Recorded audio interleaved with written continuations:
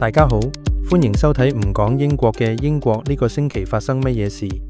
今集我哋會同大家回顧2025年5月17日至23日嘅英國重要新聞，內容涵蓋政治、經濟、社會及科技多個層面，帶大家了解最新嘅英國動態。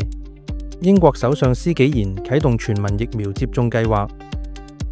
5月17號，施紀賢首相正式宣布推出新一輪全民疫苗接種計劃，針對新變種病毒株，計劃喺夏季大規模推廣疫苗。此舉旨在鞏固防疫成果，避免新一波疫情爆發。施紀賢強調，疫苗供應充足，呼籲民眾積極參與，保障自己同埋社區健康。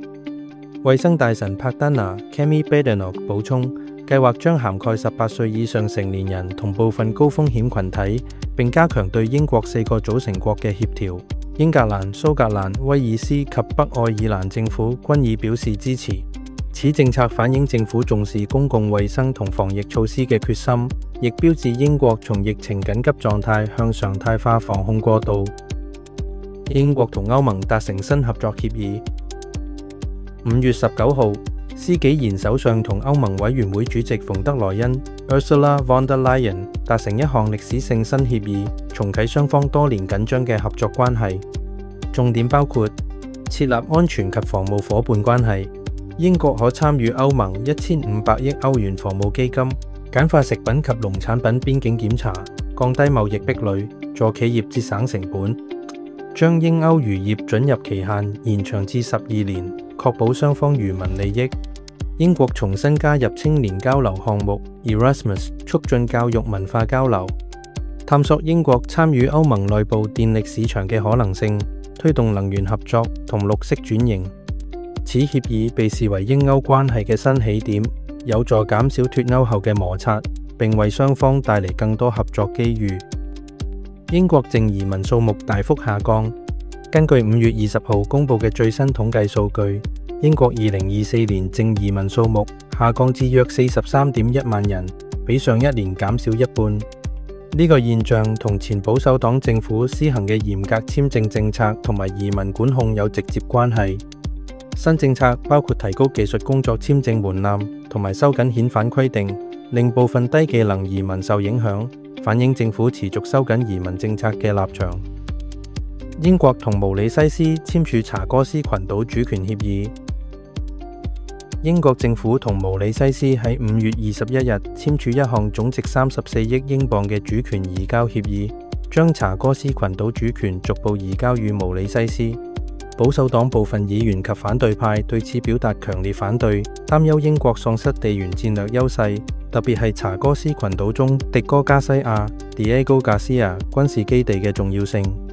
施紀賢首相回應表示，協議中已確保英國可持續使用該軍事基地，以保障國家安全同埋地區穩定，同時避免潛在法律訴訟，反映政府務實外交政策。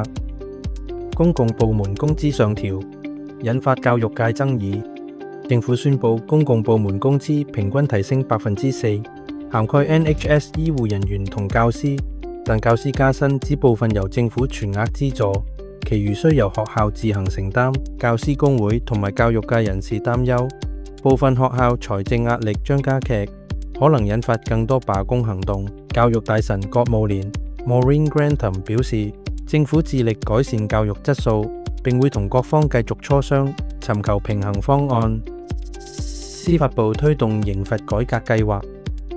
司法大臣馬曼婷 Shabana Mahmood 提出新刑罰改革計劃，減少短期監禁，推廣社區服務令同電子監控，以解決監獄過度擠迫問題。計劃目標係改善罪犯再社會化機會，減少重犯率，同時控制監獄經營成本。社會各界對此計劃反應不一，部分受害者組織表達擔憂，認為需保障受害者權益。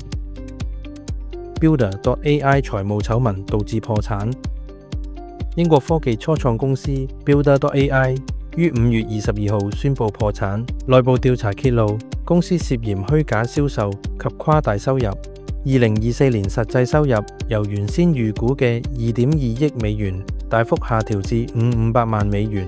Builder.ai 曾經獲微軟及卡塔爾主權基金投資，事件震驚科技圈及投資者。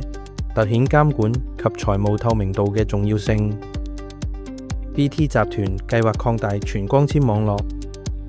BT 集團喺本週公佈，將加快推廣全光纖寬頻網絡，目標到2026年底覆蓋2500萬戶家庭。公司亦宣布提高股息2%，並計劃至2030年裁減最多55000名嘅員工，以提升營運效率。